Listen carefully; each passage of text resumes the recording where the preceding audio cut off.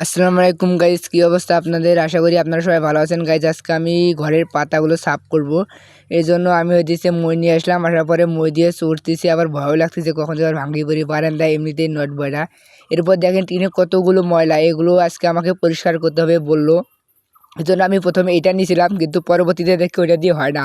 পরে আবার দাদিকে বললাম যে একটা বারুন দেওয়ার জন্য, পরে বারুন নিলাম, এটা দিয়ে সুন্দরভাবে পরিষ্কার করা যাইতেছে। অনেক সুন্দরভাবে করলাম, করার পরে দেখেন প্রায় অনেকখানি করছি।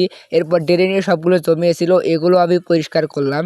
গাইস আমি হচ্ছে এক পাশে পরিষ্কার করলাম, দেখেন কত ময়লা। আর গাইস এই যে আর এক পাশে পরিষ্কার করতেছি। আর এই পাশে এখন রোদ উঠছে, তখন রোদ ছিল না। আর এখন দেখেন মানে টিন প্রচুর গরম আছে, এরকম করে পা দিয়ে যা রাখা যাইতেছে না।